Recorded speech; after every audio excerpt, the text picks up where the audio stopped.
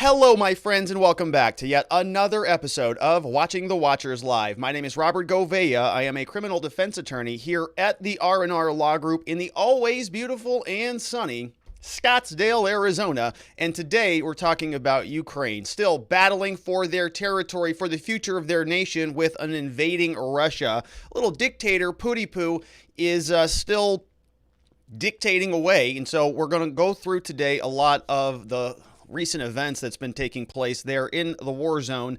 We're going to see the assault continue. I've got a lot of footage from on the ground. I went sort of scouring around on Twitter last night and this morning and this afternoon because there's a lot of activity happening.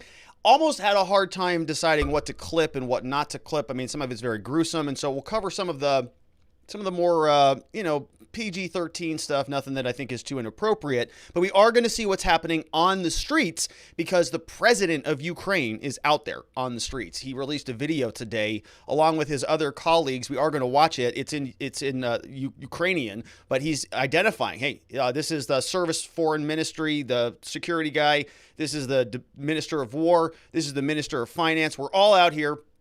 And we are all staying on the streets in Ukraine, going after the invaders who are coming in to try to seize their country. So we'll talk about that. It is a life or death situation for Putin. And yesterday, we were trying to piece together, sort of playing some mental gymnastics or playing around with these ideas of what Putin was doing. What were some of the rationales behind this invasion, exploring things like wheat prices and oil prices and the economics of some of these sanctions and what they might do and how Russia has been really trying to diversify and get themselves off of the US dollar in favor of the euro. And so a lot of different sort of ideas being bandied about, what does Putin want out of this whole thing? And so I went back through the transcript from his speech, and there's some interesting stuff happening there. Allegedly, that video that we watched yesterday was actually released on Monday, or was actually recorded on Monday, I should say. If the metadata on the video is correct, which, who knows whether it is or not, because you can modify all of that stuff. And so are the Russians kind of trying to pull a fast one? Did they release this? Was this whole thing scripted? Or was this a more of an impromptu video? Well, we don't know. But Putin is telling us very clearly in that video, this is a matter of life and death for his country. And so we can sort of see what his posture looks like and make sure we're clear on that before we transition and see what the White House's posture is on this, because Jen Psaki was out today, and Jen Psaki was fielding questions from many people in the press. They had a lot of questions about the sanctions and all of the response. I mean, the world is watching what's happening here in horror. Everybody is disgusted by Putin's actions, and hearts and prayers and thoughts and soul, all of it, right, goes out for the Ukrainian people and anybody who is suffering at the behest of a dictator. War is hell. And people want to know, what's the White House doing about this? So Jen Psaki took a bunch of questions. There's an article out saying that the White House, in the lead up to this war, was providing a bunch of data over to the Chinese, saying, hey, China, come help us. We know that you actually can get stuff done. We can't. Can you help us rein these Russians in? Well, the Chinese said, no, we're not going to do that. Lunatics. We don't like you. The Russians don't like you. Therefore, we are on the Russians' side. And they just took the U.S. intelligence, apparently, and sent it right over to the Russians. So Jen Psaki got asked about that. We'll see what she had to say. Joe Biden apparently is going back to Delaware over the weekend. So, while World War III is brewing up, he's going to be back there. It's a memorial for a family members or something like that, according to Jen. And so we'll see what the White House has in store. We also yesterday talked a little bit more about a cyber war. Cyber warfare was this idea that was being bandied about. Yesterday we were thinking, is the United States prepared for that? Because there was a whole pipeline saga that we heard a lot about. We heard that the Russians hacked American elections and almost took American democracy out from us. So does the United States government want to go to war in a cyber war against the Russians? Well, I don't know. We'll see. Hillary Clinton weighed in on that. She's poking her head back up again. And so what is that all about? We've got a clip from her. We'll go through that. We'll take a look at another congressional candidate by the guy by the name of Joe Kent. I like him a lot. He was on the Tucker Carlson show. I've got a clip about him. He's weighing in on some of the cyber warfare stuff. And then in our last segment, Donald Trump. He used to be president.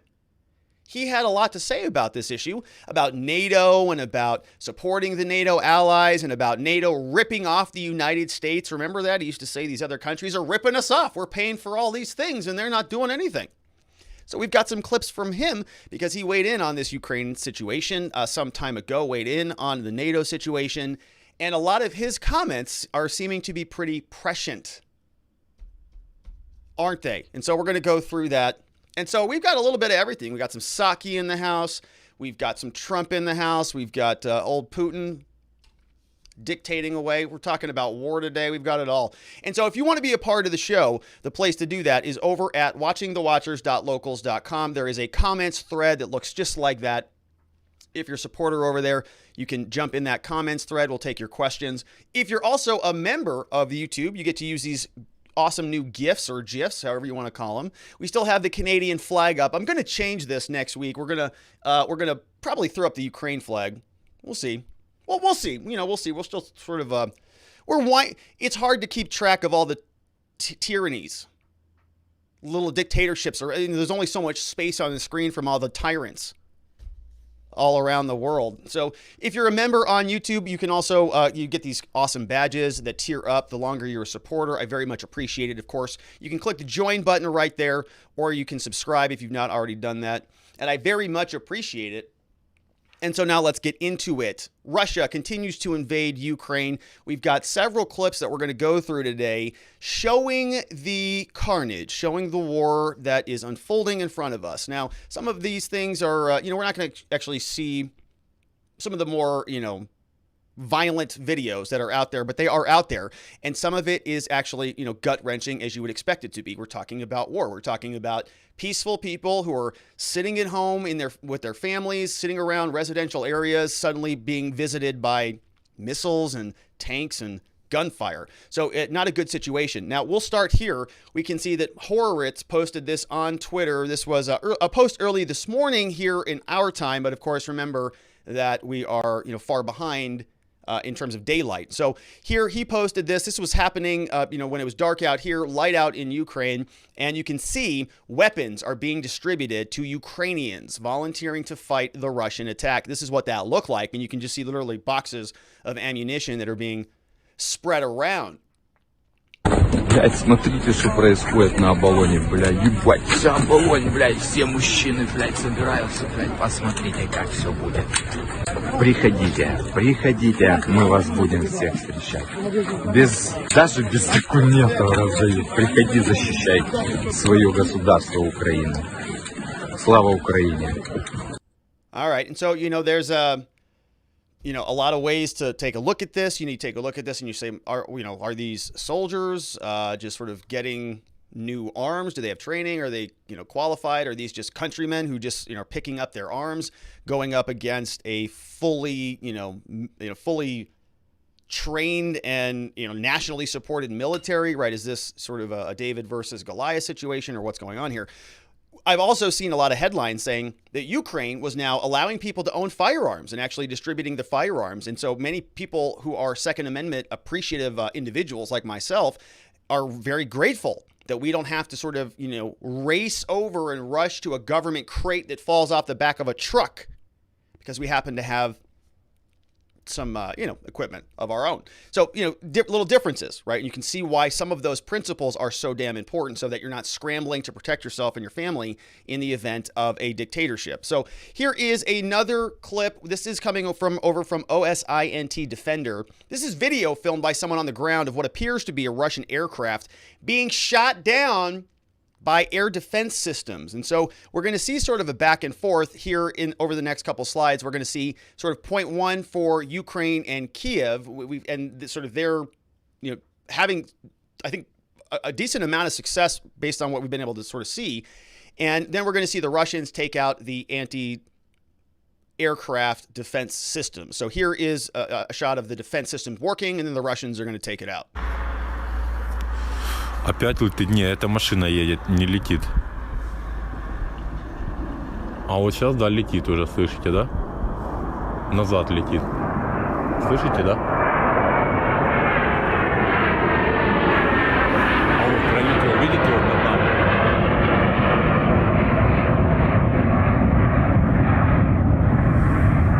Полетел на Борисполь. Видели, да? Громко, да. Ну, на Борисполь. Я сказал на Борисполь, он не на Борисполь полетел. Ну, надо что-то же говорить. All right, let's see here. Боже, вот это взрыв-то. Вот. Смотрите, ребята, взрывы. Look at that. So that is a big one. Господи, right? That начали guy's just sitting атаковать there Киев. smoking his cigar. Вот. Начали бомбить. All right, so that is Боже, a big поздняки one. начали бомбить. Okay, so he's just filming, right? And he sees his cigar and he just turns the phone around and boom, and the whole thing's going off. Now, this is another, I think, scene of that, another angle of the same thing. I think, it's hard to kind of tell. You can see, it looks like another big explosion right around the same area. Sound is down on that one. And so you see some of the Ukraine, anti-air defenses working, and then you see the Russians responding. Intel Air and Sea reported on this one, says that Ukrainian BUK SAM system is destroyed in the countryside near Kiev. And here you can see this is what that looks like. So just, cars are going right down the road, regular highway. And he's, listening to something there, and you can just see, right? So that looks like it was a mobile installation that was set up to sort of take out aircraft. And it's no longer functional, right? All right, and here's another one, yeah. So that's just carnage. We see here, when we go to another sort of nighttime shot, this was from February 24th. You can see this is in Ukraine, and you just see burning buildings.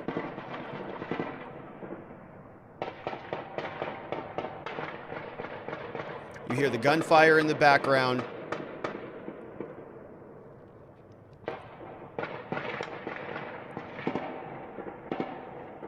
Burning buildings. We have another clip here. Now, this one's very interesting, and this is, a wild scene. So this person, you can see, if I move myself here on the camera, the bottom left of this says that this was recorded 2/25 to 2021. So I think the year is off, but presumably that was today. And you can watch this. This person is just driving around and literally dodging artillery fire or something.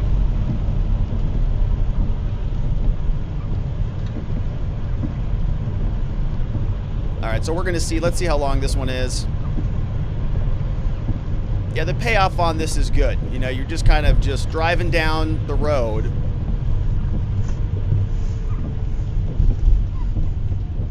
Don't know what, going to get some milk or something, I don't know.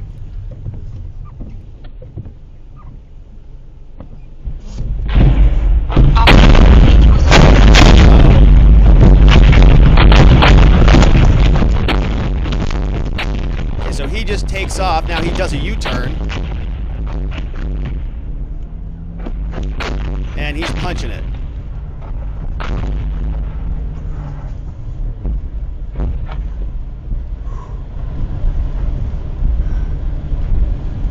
Yeah, definitely got out of there. And you can hear him, if you can't hear that in your earpiece. Yeah, he's breathing heavily there.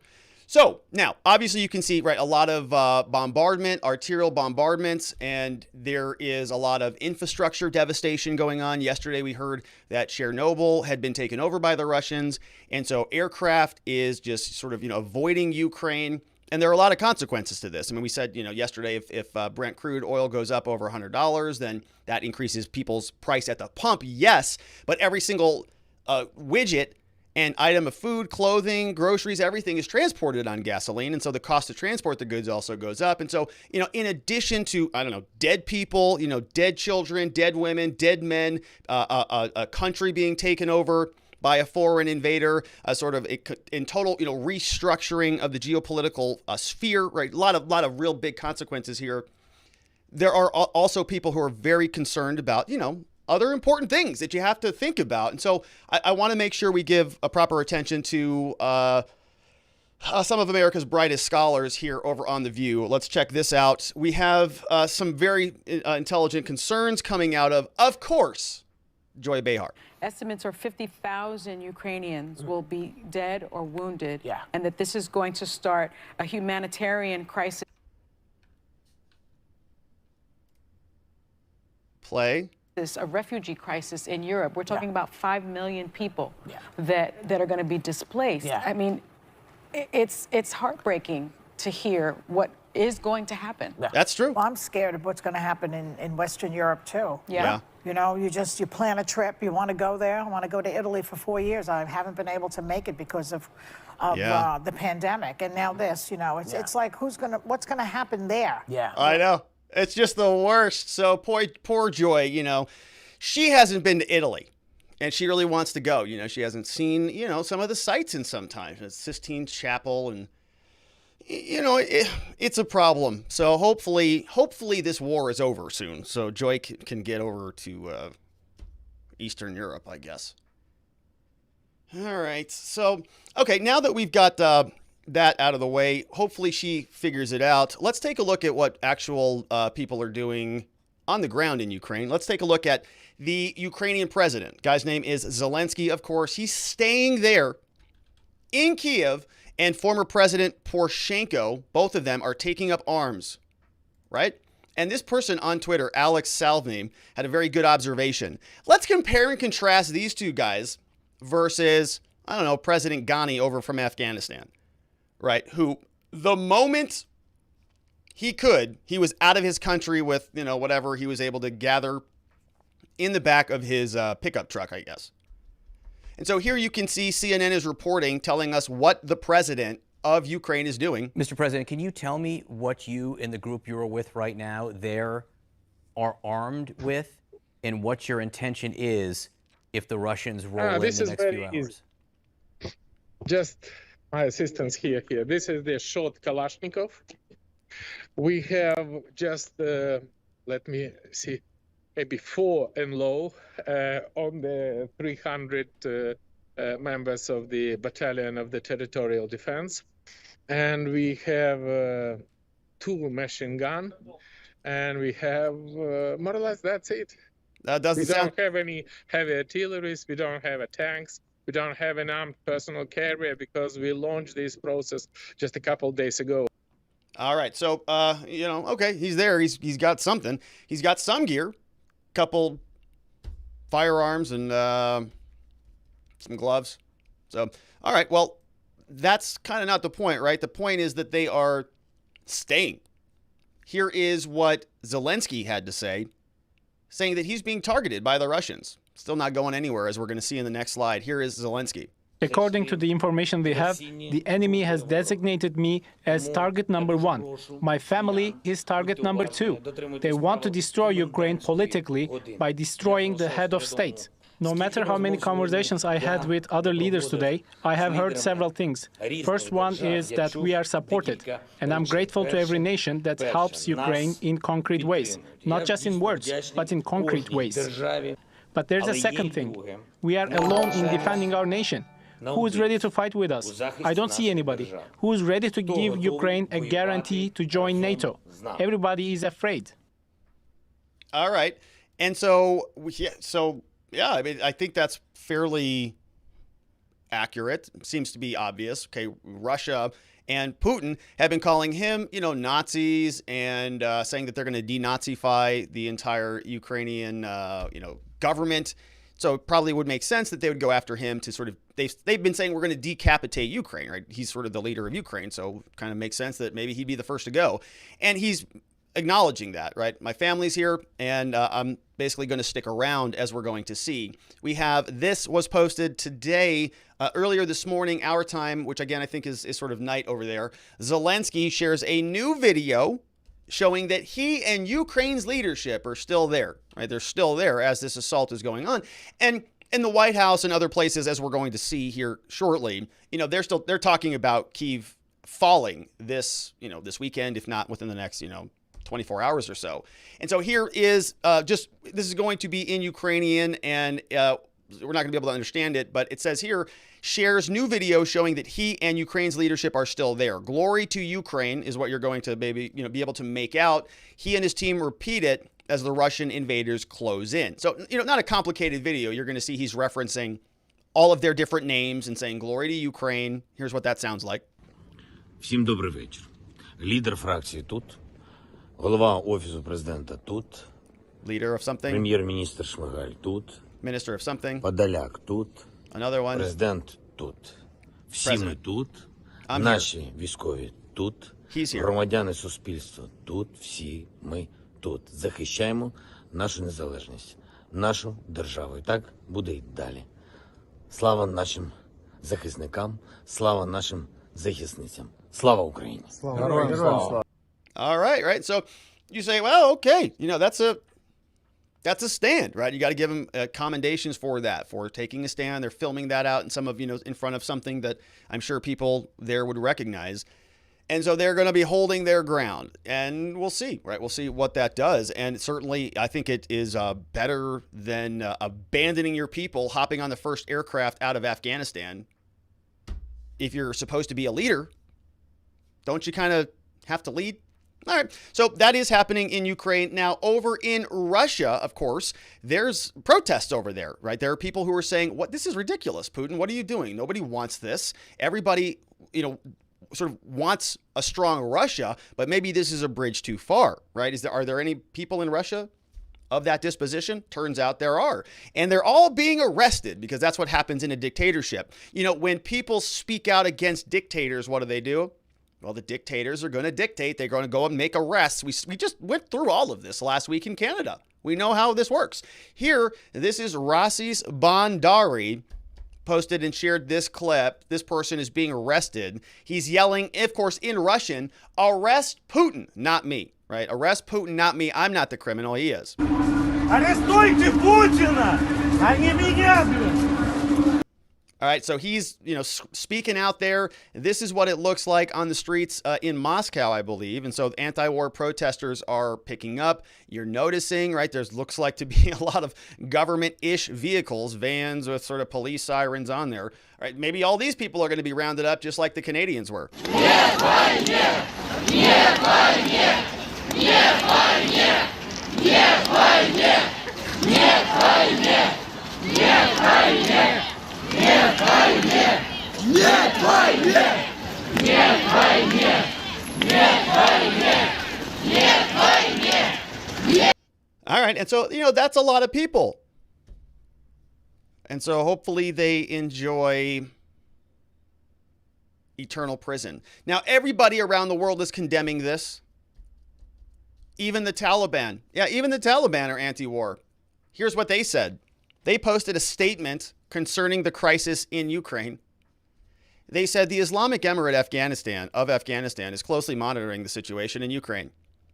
And, quite frankly, they say, we express concern about the real possibility of civilian casualties.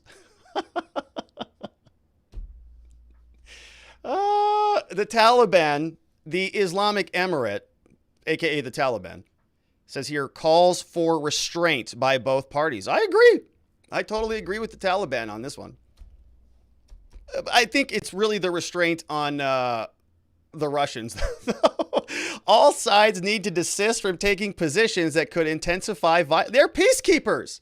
The Taliban are the new peacekeepers. This is just beautiful. So, well, it says the Taliban, in line with its foreign policy of neutrality, calls on both sides to resolve the crisis through dialogue and peaceful means. That's beautiful. I love that. The Islamic Emirate also calls on parties to the conflict to pay attention to safeguarding the lives of Afghan students and migrants in Ukraine.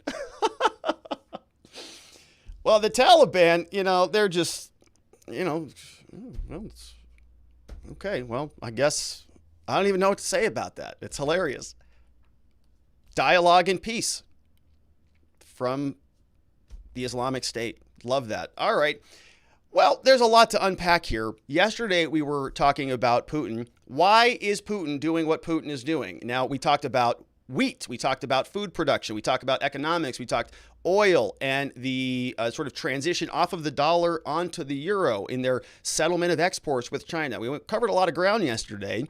And we were going through one of Putin's speeches because one of the big questions that many people are sort of asking, is, Has Putin gone crazy? Has this guy just gone right off the deep end? Has he lost all sensibility about him?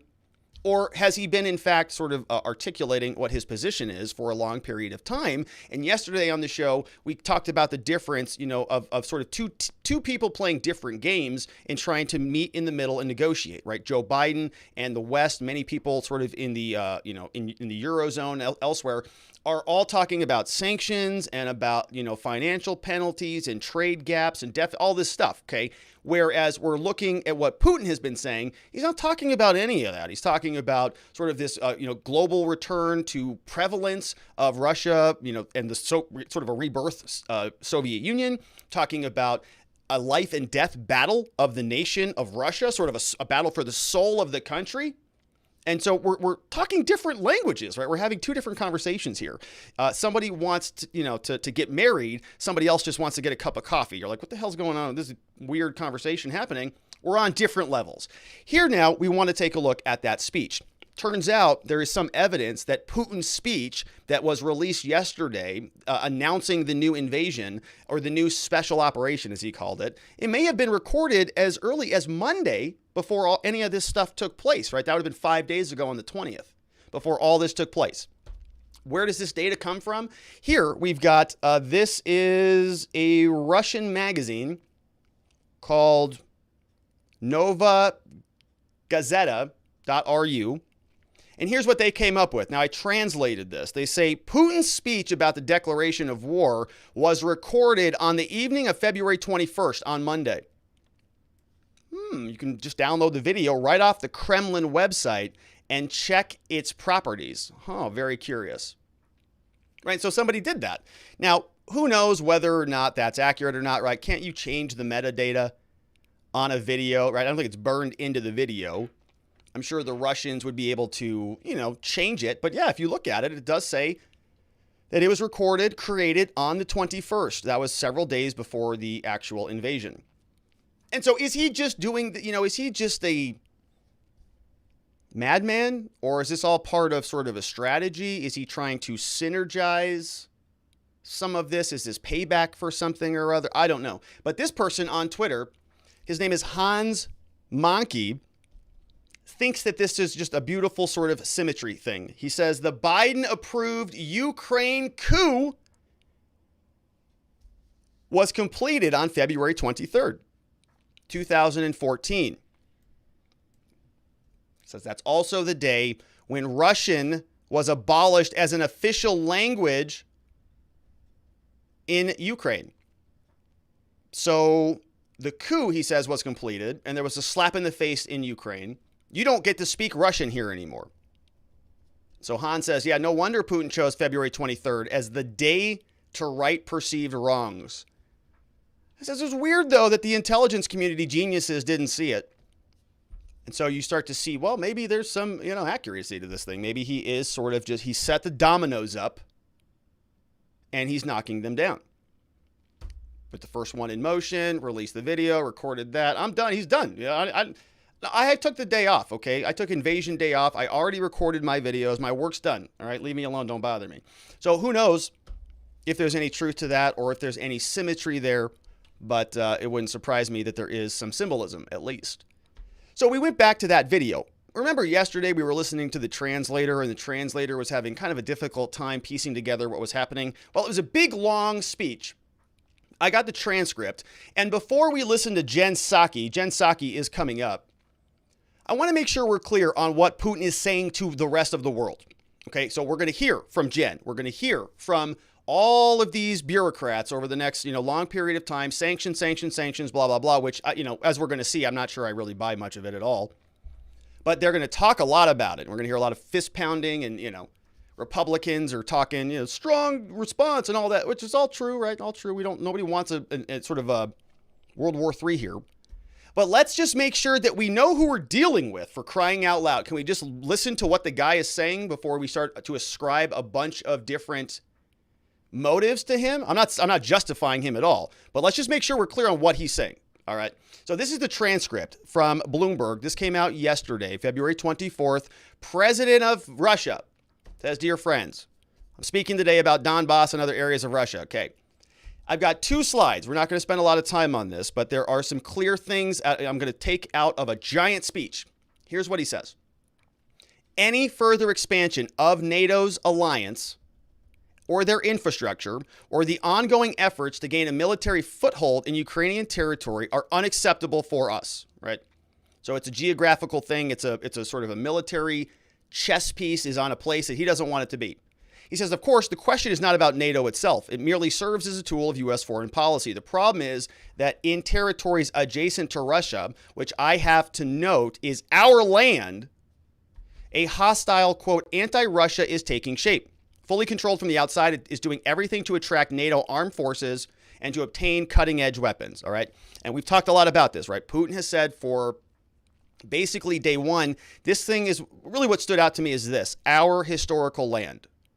Right? So it's deeper. It's deeper than what we were talking about yesterday, right? We were talking yesterday about stuff that I think is very important. It matters. Wheat, money and economics and gas and heating and all of those things are very important. But throughout this entire conversation, right, this thread has continually appeared, right? I mean, I really do think that there is sort of this deep kernel inside of Putin that, is really angry that there is no Soviet Union. He's going to go get this puppy back. And so if you're going to be, conversing with somebody, I think you got to make sure exactly what it is that they want before you can have a reasonable approach with them. Now, the big thing that he says here is in this paragraph. He says, for the United States and its allies, it is a policy of containing Russia with obvious geopolitical dividends for them. He says, okay, for them, it's that. But for our country, is what he writes, it is a matter of life and death. A matter of our historical future as a nation. Life and death. Do you think he cares about, credit or, some of these things? He calls it the historical future as a nation. And if your next line, if you say, Rob, he's exaggerating, he's full of crap, this is nonsense. He says literally in the next line, this is not an exaggeration. He says, this is a fact. It is not only a very real threat to our interests, but to the very existence of our state and to its sovereignty. It is the red line, which we have spoken about on numerous occasions. They have crossed it. Right? They have crossed this line. Life and death. It's about the future of our nation. It's exaggeration. I have no doubt that there's all sorts of other reasons, right? But what I'm saying here is for this dictator, right? This is an existential matter. Saying, we're going to cancel your pipeline there. And he's going to go, oh, well, in that case, okay, you're right. I wanted that pipeline more than I wanted the future of my country to exist. There's not even a debate about that. So we're going to see that, I think, as this crisis continues to unfold. We're going to see two people playing two entirely different games. One's playing a game of sanctions and slapping hands. The other guy is facing an existential threat to his nation, right? He sees it that way. It's our land, and he's saber rattling, certainly, but there may be some, bark behind the bite behind the bark. So that is Putin, and that is his transcript. Now, let's see how the White House is responding now that we are a little bit more clear on Putin's background. We have Jen Psaki. Jen Psaki is out, and she is just dressed in black today, dressed to kill. Here is Jen answering a question about KIEV. Now, KIEV, right, we've been watching the Russians slowly descend upon the capital city of Ukraine. Is there any hope there? We saw President Zelensky's on the ground with his entourage, right? The rest of the security apparatus who's sticking there to fight, passing out guns. Jen, is that city going to fall? What do you think?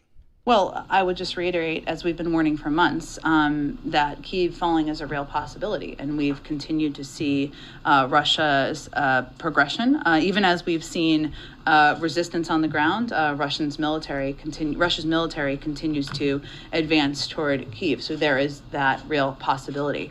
I'm just not going to get into, at this point, hypotheticals of what that will look like or what our response would be. All right, so not going to get into the details now, I guess. You're going to have to wait until the city falls. Then we'll tell you what we're going to do. But the White House did announce some new stuff was coming out today Of course, you probably saw the headlines. They are going to be sanctioning Putin now. Old Putin is going to, I guess, face some personal sanctions. See what those look like. But here is Jen Psaki announcing it. The EU earlier today agreed to hold, to place sanctions real low question on Russian President Vladimir Putin and the Russian Foreign Minister. Is the United States going to follow suit? Following a telephone conversation President Biden held with European Commission President Ursula von der Leyen, and in alignment with the decision by our European allies, the United States will join them in sanctioning President Putin and Foreign Minister Lavrov and members of the Russian National Security Team. I expect we'll have more specific details out later this afternoon. Okay, so more details out later this afternoon. I didn't see what those are. I'm looking forward to seeing what those are specifically, because yesterday, if you recall, we listened to Joe Biden. And Joe Biden was somebody who got asked a question about this by, I think it was ABC or CNN, and somebody said, hey, are you going to sanction Putin personally? And Joe Biden got that panicky look in his eyes and just asked the next question. Here's Jen. We've got Jen now, who is getting a follow-up question on that. Oh, you are going to sanction Putin.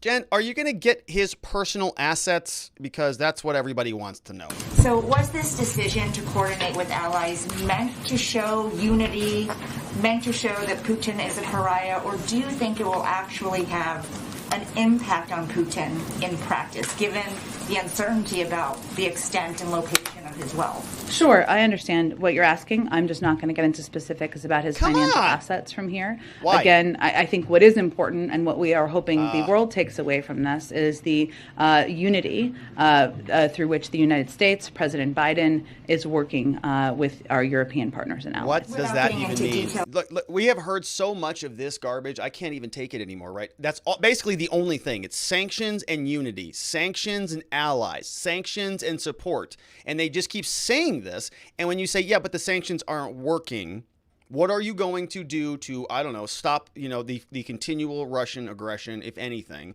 She says, well, that's not what's important, all right? We're not going to get into the details of this. What's important is that we're unified in our response. And you say, yeah, but your unified response is garbage. I don't care how unified you are. In fact, if you are all unified, well, you're all dumb. One of you should break ranks and do something that is not failing.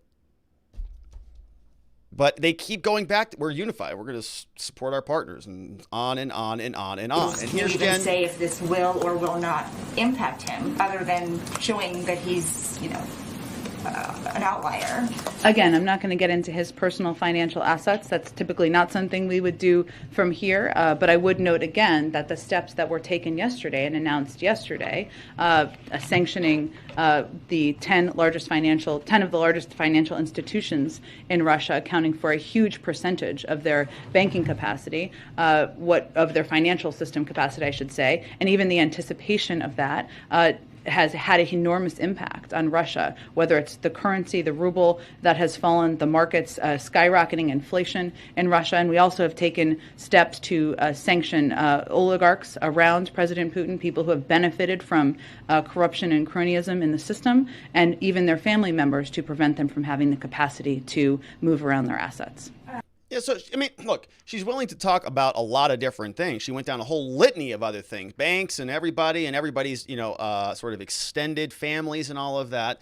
And the question is, why, look, if he is as bad as he is, right? I'm not saying that he isn't. And he comes out and you say, we're going to sanction him and punish him and all that. Why wouldn't you come out and just say, yeah, we're going after every single penny, every dollar, every one of his bank accounts? Even that one account over, yes, that one too, all of them. Every dollar. NATO, our European allies, every single person is upset about this. Or maybe they don't they don't want to sort of poke the bear too much, right? Because maybe they've got some other interest in this whole thing. And a lot of the conversations that we're seeing at this level are just surface level barking, right? We've been saying that this entire crisis. All bark, no bite. And it's starting to, I think, reveal itself. Now, here is Doocey. Doocey's asking the same question. All right, Jen, look, we're on like day 4 of sanctions here, and it's not working. So you are sanctioning Putin, And you're very upset with Russia, but simultaneously, you're willing to negotiate with Russia. You're willing to sort of sit down with them at the table in other areas around the world. So you're going to sit down with Russia when we're talking with Iran. So in other words, if we're in Ukraine, Russia, bad. But if we're in Iran, Russia, good. Is that how this is working, Jen? Here's what Doocey says. And just so that we can understand then the approach, that means that you guys will sit here and sanction Vladimir Putin and then send diplomats to go sit on the same side of the table with the Russians to hash out the Iran deal. Is that what's happening?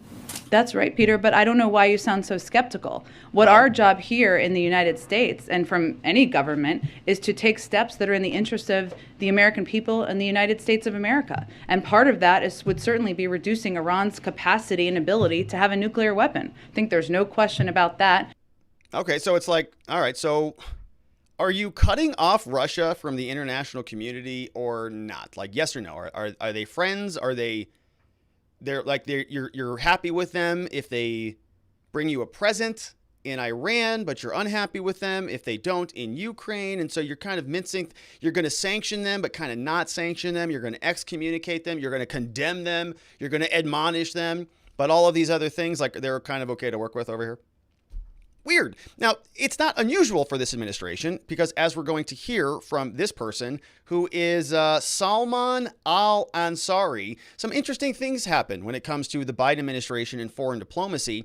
They kind of like to have it both ways. You know, they like to come out and tell the American people that something is going one way, where they're picking up the phone and having conversations with people trying to make things go the other way. You're going to see what I mean right here. This is Salman al-Ansari.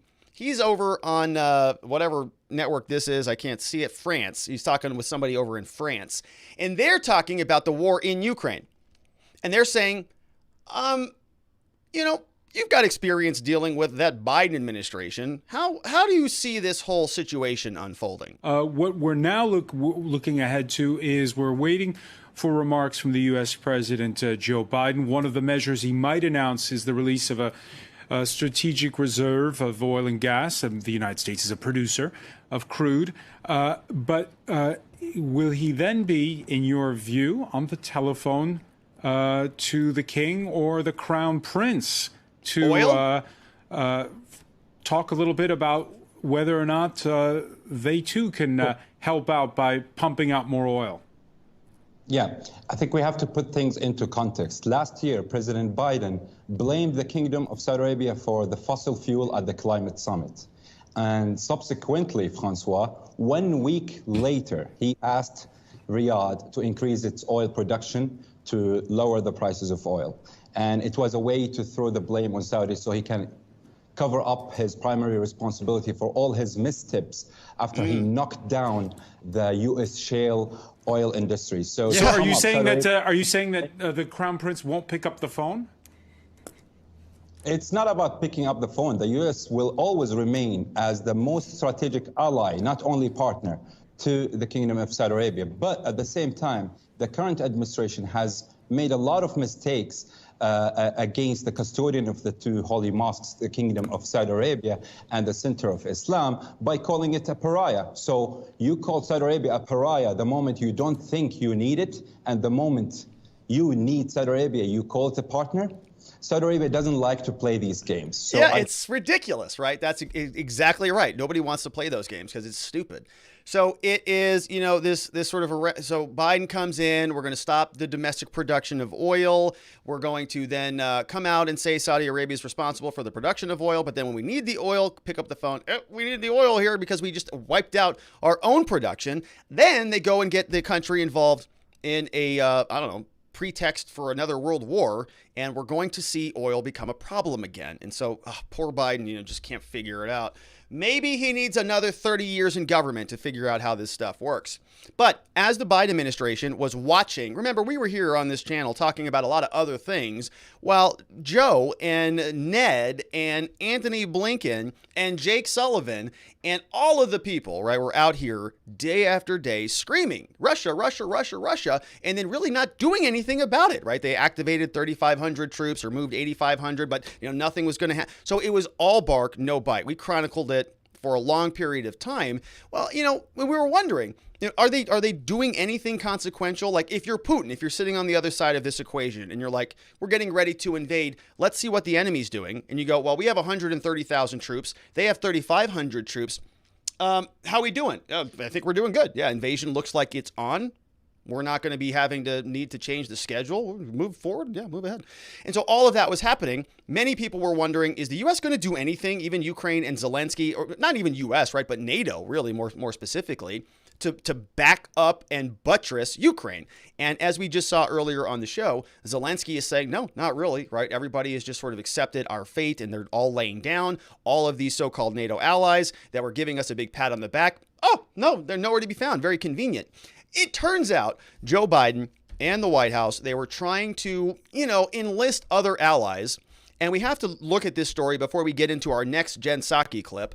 But here is another story that came out today from the New York Times. While Joe Biden was out there trying to corral a bunch of support to stop Russia, he also wanted the help of China.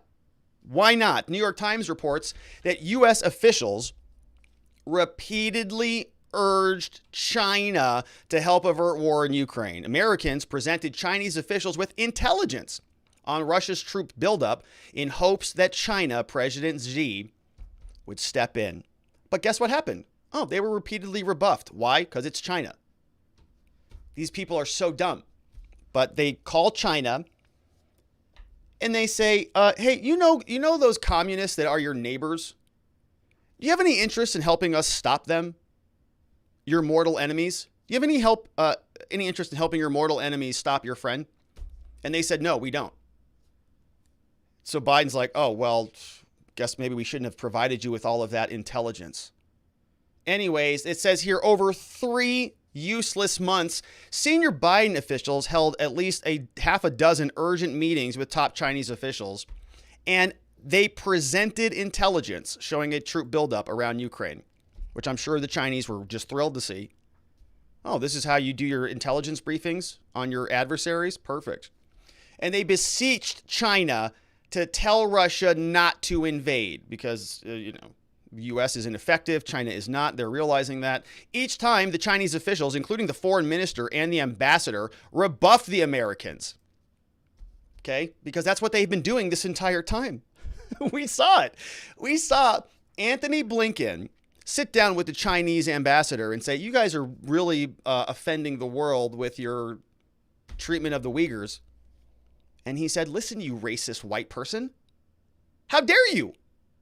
Your name's Anthony. You're as racist as they come just because of that fact. And you went to Harvard. So how dare you talk to us about the Uyghurs when you have your cities being burnt down all over the place? And so it's been just an embarrassment, backhand after backhand and after backhand. And dumb Anthony Blinken, after getting backhanded, just loves to be abused, I guess, called China and said, can you help us with this Russian thing? And they said, no, you're weird. Get out of here. Nobody wants to hang out with you. And here they rebuffed the Americans saying, no, first of all, we don't even think an invasion is in the works. After one diplomatic exchange in December, U.S. officials got intelligence showing Beijing had shared the information with Moscow, telling the Russians that the United States is trying to sow discord and that China would not try to impede Russians' plans, actions, or said officials. You can see here, Russian plans and actions. Okay, great. The previously unreported talks between American and Chinese officials show how the Biden administration tried to use intelligence findings and diplomacy to persuade a superpower it views as a growing adversary to stop the invasion of Ukraine, and how the nation, led by President Xi, persistently sided with Russia. The account is based on interviews with senior administration officials with knowledge of the conversations, and of course, the Chinese embassy did not return any comments. Okay, so now that we've got some pretext there, now that we know what this question is about, we're going to see Doocey is now going to be asking Jen Psaki about this. Doocey is now with that pretext asking Jen, Jen, did you turn over a lot of intelligence to the Chinese? Here's what he says. Okay, there's a report in the New York Times that you guys kept asking China to help you stop Russia from invading Ukraine, and they didn't. So what have you guys done throughout this slow-moving Russia crisis that has worked? In what capacity? Well, the president talked to Putin. He talked to the G7. He threatened sanctions. He put sanctions in place. Now he says the sanctions are going to take 30 days. Or about a month. Do you guys think the people in Ukraine have about a month? Well, Peter, let me just take a step back and explain to everyone how diplomacy works and how our approach from the United States has worked. What the president has done is he has built a global coalition to stand up in the face of President Putin and President Putin's aggression and invasion of Ukraine. What he has done is he has rallied the world, our European partners, even at cost to them in some capacities, to put in place significant sanctions, historic sanctions that would have a enormous impact on the Russian financial sector. It is President Putin's choice to go to war and invade Ukraine. That's what he has done. It is our choice and our responsibility and the role of the president in the United States to rally opposition and make sure they feel significant pain from that choice. That's exactly what we have done. All right. And so you always love getting it into it with Doocey and Jen going back and forth. I see Zulu's here. Shout out to Zulu. And we see now that there are other things, in fact, that the United States is doing. They are going to now be training the Ukrainian troops remotely, maybe. So setting up some Zoom meetings. Yeah, that's right. Washington Examiner is telling us that Secretary of Defense Lloyd Austin told House lawmakers on Thursday that the Biden administration is looking for ways to help the Ukrainian forces remotely as Russia assaults by land, sea, and air. Told lawmakers the U.S. military is looking for ways to get weapons and ammunition over there. So a little bit late to the game on that one as well. So is Joe Biden going to be around this weekend to solve all these problems? Not really. He's got a memorial to go to. Last one from Jen. The president is obviously now going to be in Delaware this weekend. Can you share what he will be doing there? Will he be traveling with members of his national security team? Will he be receiving regular updates on Ukraine? Sure. He will have a meeting with members of his national security team tomorrow in Delaware. I will note that while every president can work from anywhere they are, because that is how presidencies are equipped, he is traveling to Delaware for the memorial service of a family member, and he will be, that is why he's traveling there this weekend. So Joe Biden's going back home to spend time with his family. There's a memorial. I don't know what that's all about, but, you know, a lot of people were even wondering if he was awake when the invasion was happening, so what's the difference? And shout out to K. Bean in the house. K. Bean said, a shout out to Zulu. What the hell is this all about? So shout out to K. Bean too. All right. And so the U.S. is doing other things. Now, because we're on the verge of a global war, we have to talk about what's happening domestically here in the United States. The President of the United States and the Department of Homeland Security have now delegated the lead federal agency here at home. President said that the Department of Homeland Security is now the lead federal agency to coordinate domestic preparedness. And so back home, we're seeing some shifts and some movements to getting on the war footing. They say there are no specific threats to the homeland at this time. The DHS, the Department of Homeland Security, you may know them from the airports. They take appropriate steps to ensure federal efforts are coordinated in case we need to do something. They're going to develop strategic objectives and priorities. And as the situation evolves, we also have the cybersecurity and infrastructure webpage providing critical assets. So, lot of updates from the federal government. And yesterday we were talking about cyber attacks.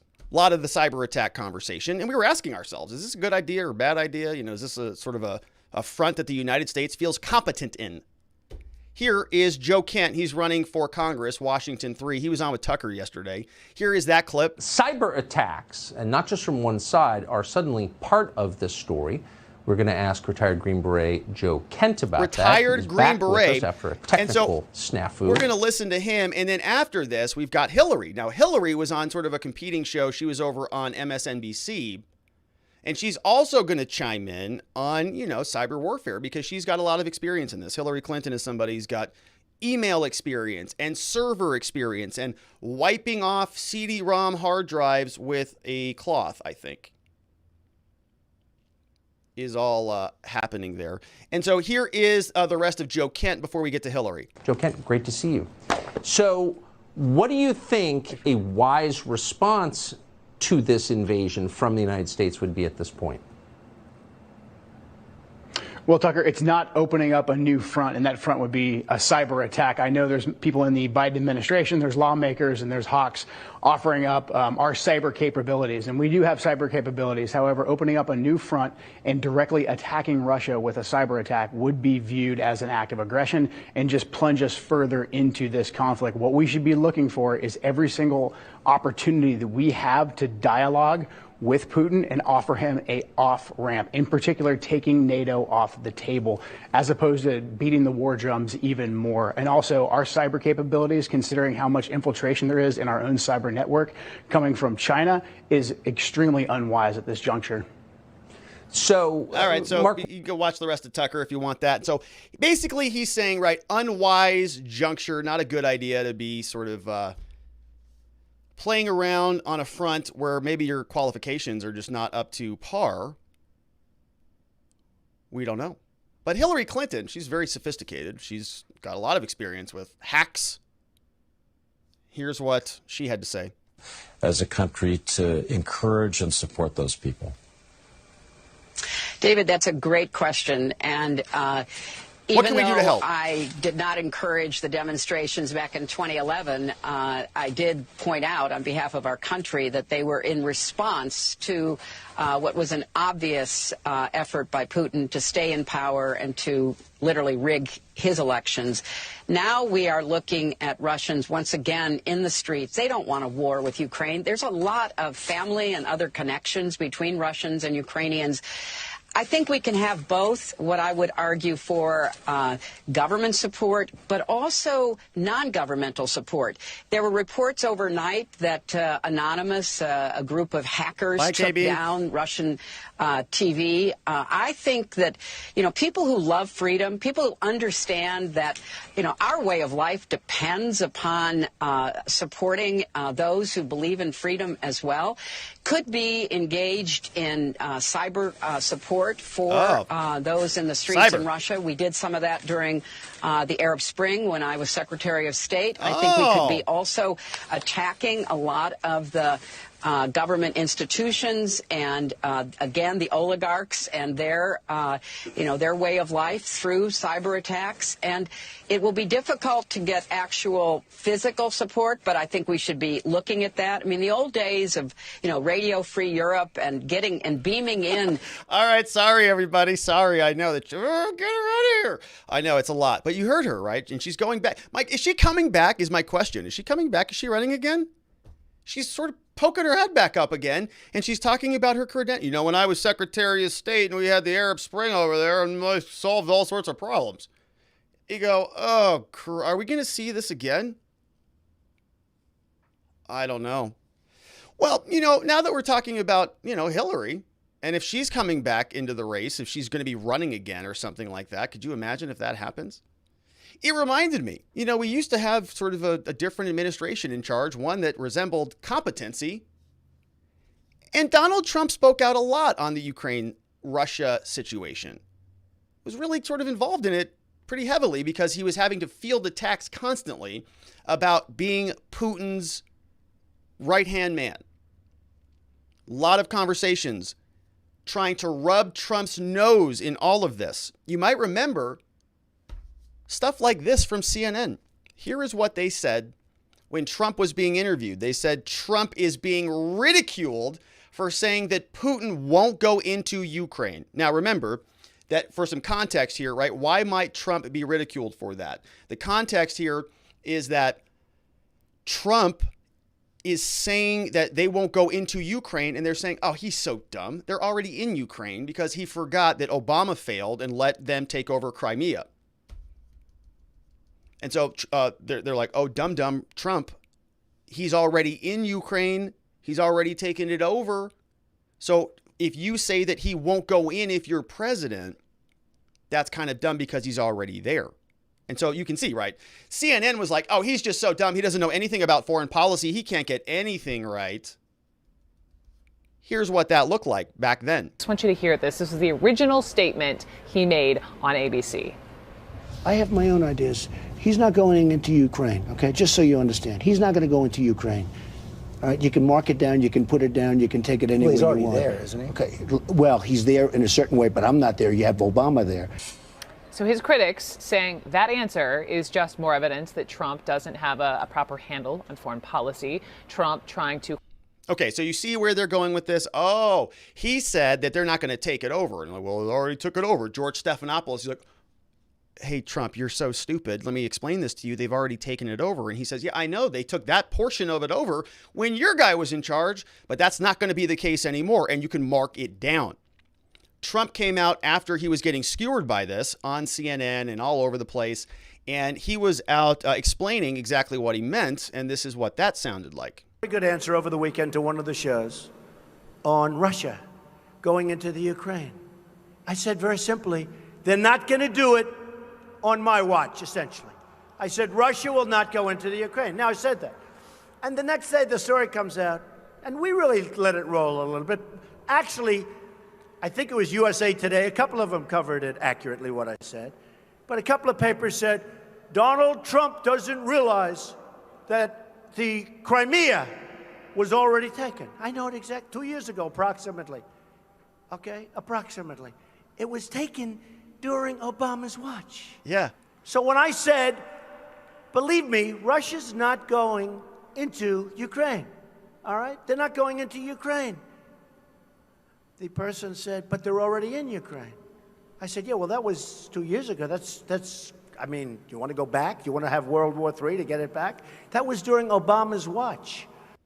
Okay, so Trump is explaining what happened.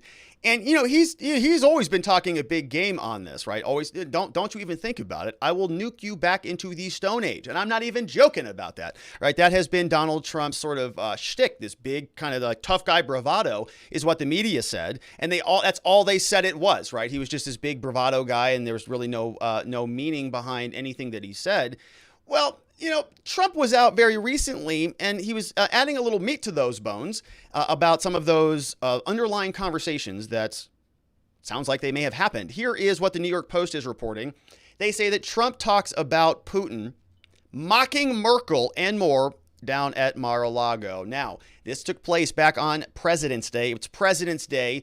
Donald Trump's down there at the beach. He's looking pretty relaxed, wearing a white golf shirt, emblazoned with a presidential seal and a bright red MAGA hat with 45 on both sides. He's talkative, but not being too combative that day. Late afternoon light beginning to dim, 90 minutes in the ornate living room. The state of the nation and the future. Trump is looking on. Somebody asks him a question.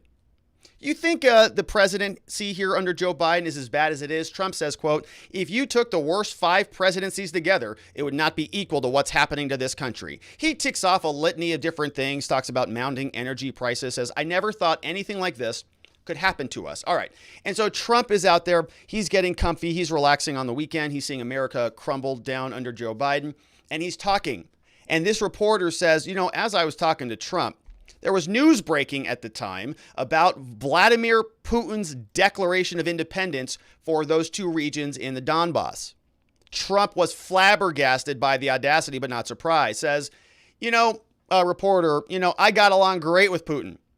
He said, I like him. I respect him. He's doing his thing, but our people aren't doing theirs, right? He's doing his thing, but our people aren't doing theirs. Eager to draw a contrast with Biden, he told 2 stories relevant to the current crisis. Joe Biden did it this way. Here's how I did it. Both involved his fight with NATO members, as we're going to watch in the next slide. We're going to see Trump beating up NATO in the next slide, back when he was the president. And he was saying back then that they were not paying their agreed upon share of the common defense. Remember all this? They're not paying their fair share. America's getting ripped off everywhere you look. Says that Trump, now I was kind of shocked about this. Trump says, I sent her a white flag. Talking about Angela Merkel. And Trump says, she said, oh, what is this? I said, it's a flag of surrender, so you don't have to go out and buy a new one. All right. So Trump sends a foreign minister, a foreign, president, right? Prime minister, president, whatever the official title is there. I apologize. Says, here's a white flag so you don't have to surrender again. You've already surrendered. He also recounted an exchange in Brussels, meeting all 28 of the NATO countries, where he was asking, you guys got to pay your fair share. They said, the leader of the Austrian leader asked the United States, if we don't pay our fair share and the Russians attack, will you still defend us? Trump says, no. No, we will not defend you, is his quote. Nope, not going to do it. Sorry, not going to happen. Here's what that sounded like when Trump was there in front of NATO, right? And the Trump's on the right with Pompeo. We've got NATO and those people on the left. Let's listen. I think it's very sad when Germany makes a massive oil and gas deal with Russia, where you're supposed to be guarding against Russia, and Germany goes out and pays billions and billions of dollars a year to Russia. So we're protecting Germany, we're protecting France, we're protecting all of these countries, and then numerous of the countries go out and make a pipeline deal with Russia, where they're paying billions of dollars into the coffers of Russia. So we're supposed to protect you against Russia, but they're paying billions of dollars to Russia, and I think that's very inappropriate. And the former chancellor of Germany is the head of the pipeline company that's supplying the gas. Ultimately, Germany will have almost 70% of their country controlled by Russia with natural gas. So you tell me, is that appropriate? I mean, I've been complaining about this from the time I got in. It should have never been allowed to have happened. But Germany is totally controlled by Russia because they were getting from 60 to 70% of their energy from Russia and a new pipeline. And you tell me if that's appropriate, because I think it's not. And I think it's a very bad thing for NATO, and I don't think it should have happened. And I think we have to talk to Germany about it. On top of that, Germany is just paying a little bit over 1%, whereas the United States, in actual numbers, is paying 4.2% of a much larger GDP. So I think that's inappropriate also. We're protecting Germany, we're protecting France, we're protecting everybody, and yet we're paying a lot of money to protect. Now, this has been going on for decades. This has been brought up by other presidents, but other presidents never did anything about it. That's right, they didn't. Because I don't think they understood it, or they just didn't want to get involved. But I have to bring it up because I think it's very unfair to our country, it's very unfair to our taxpayer. And I think that these countries have to step it up, not over a 10-year period, they have to step it up immediately. Germany is a rich country. They talk about they're going to increase it a tiny bit by 2030. Well, they could increase it immediately tomorrow and have no problem. I don't think it's fair to the United States. So we're going to have to do something because we're not going to put up with it. We can't put up with it. And it's called having skin in the game. If you want a robust, proper, aggressive defense, you guys got to pay into it, is basically what his argument is. And you can see all the dead eyes over there on the left side of the table. They're just all looking at him like, oh, God, this guy is the worst. We can't wait till he's out of here. And we're all working together to make sure that happens because he's speaking a lot of truth here, and we just don't want to hear it. We'd rather just have everything remain the status quo. Now, a lot of people have been noticing, that NATO really has been working on a lot of stuff. I mean, they put together this beautiful video of, whatever this is. Let's watch. Oh, NATO's in town. Oh, yeah.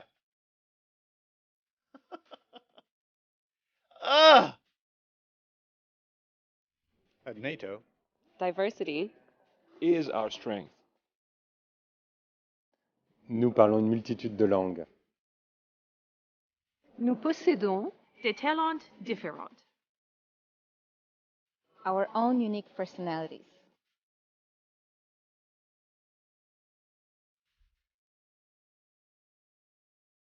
We come from all over the world. From every walk of life. No two of us are the same. We work together. Respect our needs. Embrace our differences. Because we all have one thing in common. What is that? We are NATO. Oh.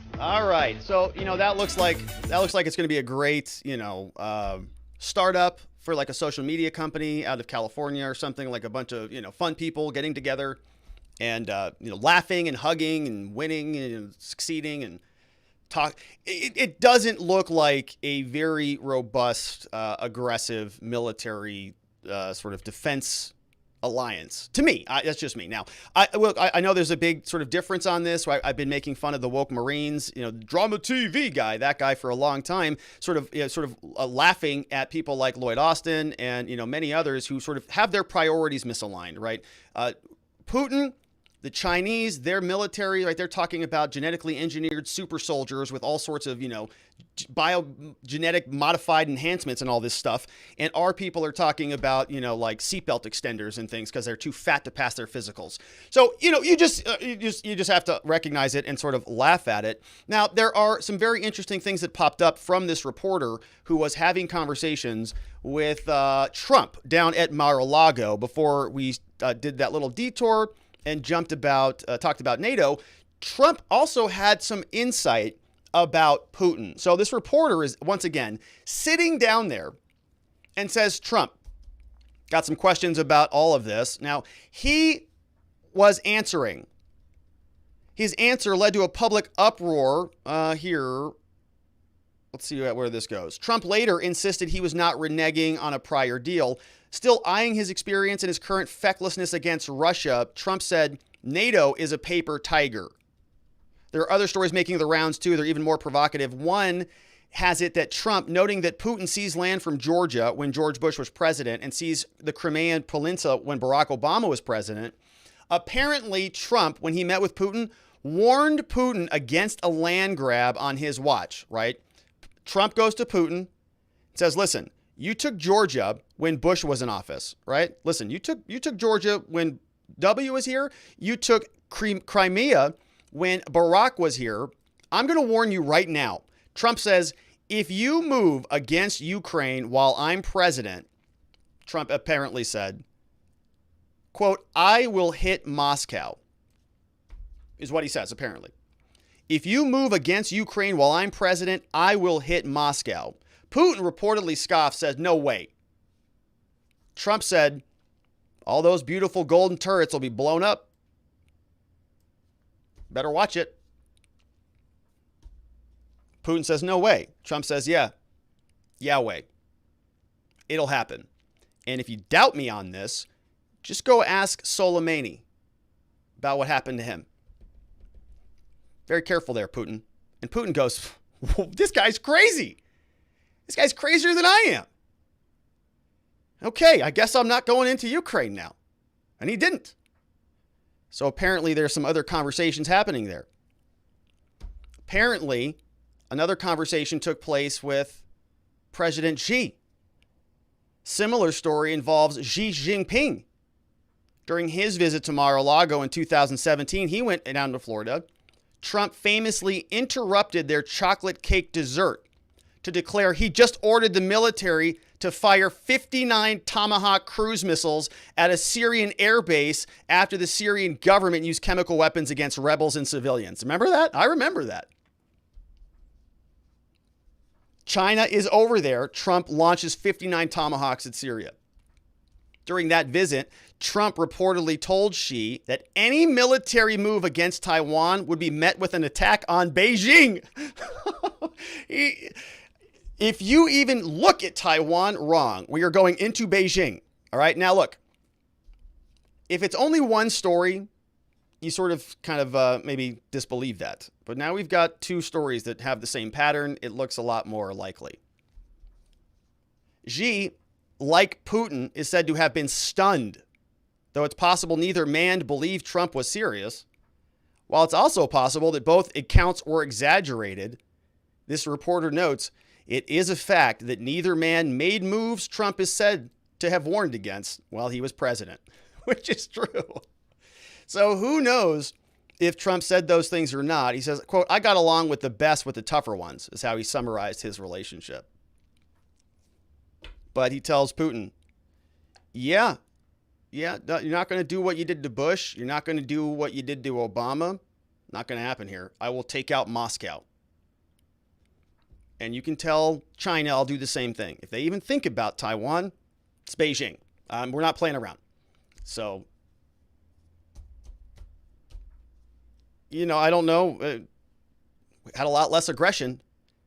Under that strategy, all right, let's see what you have to say about it over from our friends at watchingthewatchers.locals.com. I am going to pull up some of the questions over here. Let's see what we've got here. Going to do a refresh on this thread. And I see just a big slew of super chats on YouTube. A lot of them are from Jules C. So shout out to Jules C. Let's see what we've got here. Death is here. Says, as promised, Russia, it wouldn't expand NATO east.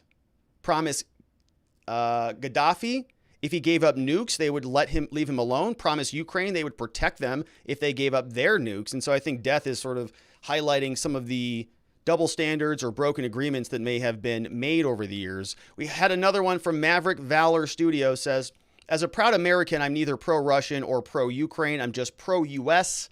Stay out of this. Yeah, I think, which is something that a lot of people agree with, right? A lot of people, I think, are sympathetic to that.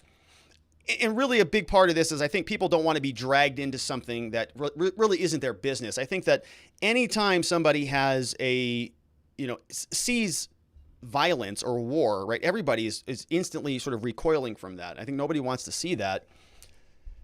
But the question is sort of who is responsible for making decisions, and those decisions need to be made in a way that don't escalate things by dragging big superpowers sort of into things where they don't need to be sort of drug into. So I think that it's a precarious position, but largely I think you're on the target there. That's from Maverick Valor Studios. We had another one from John Frazier. Says, remember Snake Island 13? Oh, yes, Snake Island. Yes. Okay, so the Snake Island. Yes. Oh, my gosh. I wanted to include that today, and I forgot about that.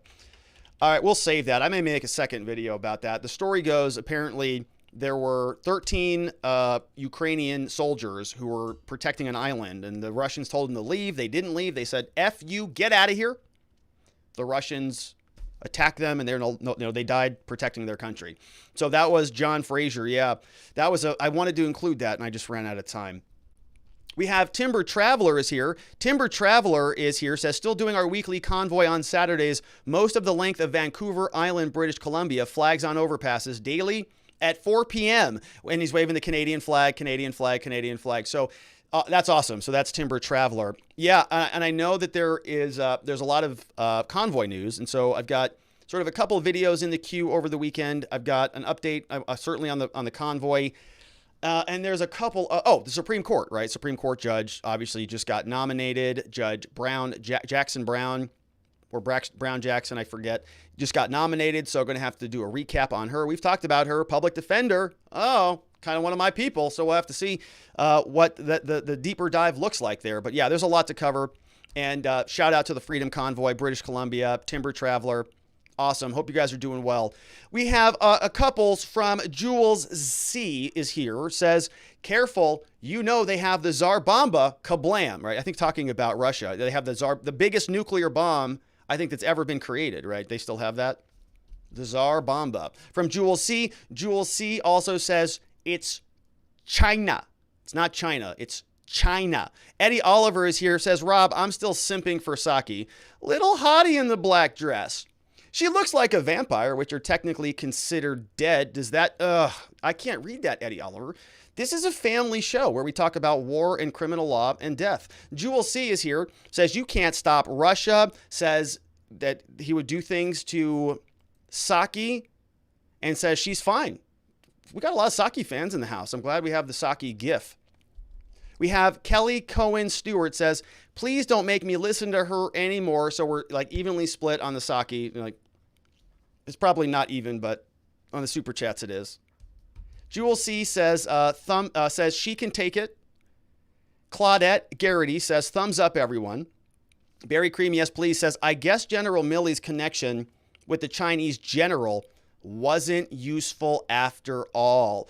Hey-o! That's a good one. That's from Barry Cream, yes, please. What he's doing there is circling back on an issue that we made a lot of fun about here with General Milley. General Milley, remember during January 6th, General Milley was like calling China. He's like, I better call my Chinese compadres over there and says, hey, China, what you see happening here on January 6th, don't worry about it. We're basically in control of everything. We're not going to nuke you. Or something like that. And you're asking yourself, wait a minute, did Donald Trump, the actual acting president, authorize him to make that phone call to America's enemies? Yes or no? Because if the answer was no, well, that's treasonous. And nobody really inquired into that because they were too busy trying to throw Trump out on his bum. We have another one from Jewel C. Says, lock her up. Says they hate Trump because he's self-made. Says, I live on Earth and I agree with Trump. Also says nice teeth. Talk about cringe about the NATO comment. Says Trump is crazier than Putin. And I personally love vanilla cake. And also says anytime, Robert, thank you. Thank you, Jewel C, for all of those chats. It's a lot of chats. Thank you for listing them all. It's like you're in a chat room. You know, but you don't actually have to pay for every chat in the chat room. Just making sure you know that. So, but I appreciate it. I mean, I love the support and, you know, nice comments. I love it. We had another one. Oh, Death just became a member. Shout out to Death. Death is now supporting us on YouTube. Gets access to some of those, what is it? GIFs, the GIFs that we talked about. Jewel C says the Snake Island video, please. I'm going to pull that up. We'll do the video, you know, on Monday or another show. Barry Cream, yes, please, says, let's not forget during the 2016 election, Hillary campaigned on going to war with Russia. Yeah, I mean, there was a lot of anti-Russian rhetoric from day one. And Hillary was behind a lot of it, right? They're still kind of trying to rehash this thing. They are very, very anti-Russian. All right, over on locals, we got grouchy old cat ladies here sharing this image. Now, this is a very interesting one, right? Talking about Russia, Ukraine says, what are the odds of 4 people all having children working for Ukrainian gas companies? Isn't that funny? Of course, Hunter Biden with Joe. Nancy Pelosi, Mitt Romney have a kid, and apparently John Kerry does too. Very convenient. Very convenient. You know, a lot of money to be made over there. And so maybe that's why their kids are there. We have an update on, this is from Grouchy Old Cat Lady again, says an update on the Canada convoy. Dozens of Ontario businesses shut down following the Freedom Convoy protest. Apparently, the Ontario Ministry of Transportation shut down 39 trucking businesses. Yeah, I mean, another 29 seizures were ordered, effectively bans operators from operating commercial vehicles in Ontario, which is just terrible. We've got Hunter's Crack Dealers in the house, and I think Hunter's Crack Dealer, shout out to Hunter's Crack Dealer, who I think gave us the Putin cat video that I was trying to find the other day. I'm pretty sure it was Hunter's Crack Dealer. Hunter's Crack Dealer delivers a lot of goods, delivered me that video. Honey Biscuit says, both sides make me sick, the damn elitist. Jelly of the Month says, Rob, is there any truth that the pounding of explosives in the area where Chernobyl is and it caused the reactor to start leaking? So I haven't seen anything to confirm that. I've actually seen the opposite, saying that the Russians have in fact taken control, but that it's still operational. It's receiving the regular maintenance. You know, there's nothing to be concerned about there. And I think that some of the comments there are supporting that. We've got former LEO says, what's going to happen when Ukraine starts using asymmetrical warfare because of the lopsided balance of power and they start blowing up trains and buses in Moscow? Well, Putin's population hasn't had to deal with that yet. Wars hurt, and so shouldn't do it. Yeah, hopefully, look, I would love to see, a cessation of all violence. Hopefully that doesn't happen. 3 Girly says, old Chinese proverb says, the enemy of my enemy is my friend. Enemy of U.S. is Russia. Putin will be a better friend with the intel. Yeah.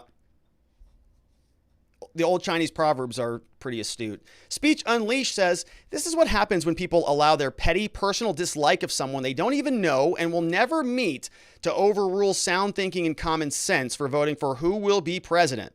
There's only one reason why Putin waited this long to take action, and that is because Trump was our president. If Trump still was our president, instead of this frail and weak old Biden, Putin would have never tried this. Frankly, the blood of every person that dies is, whoa, Speech Unleashed. Whoa, this is spicy. Speech says that everybody who voted for Biden is responsible for the consequences of Biden. Just goes to prove that elections have consequences. Hopefully those people will use their heads next time. Yes, I'm angry.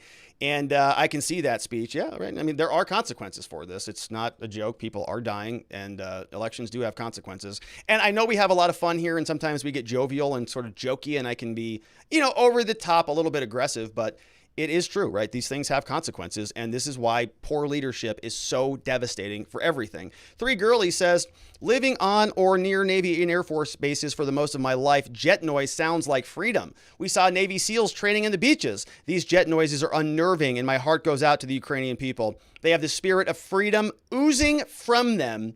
And so some nice love coming from 3 Girlies, which is great.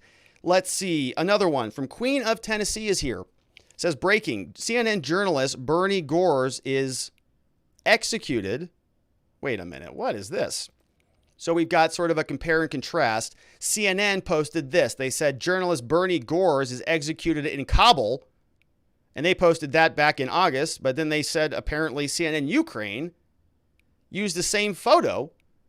And they're saying we're sad to announce the first American casualty of Ukraine. Thoughts and prayers of family activist Bernie Gores. What on earth? Well, that is a very interesting one from Queen of Tennessee. Apparently, there's 2 different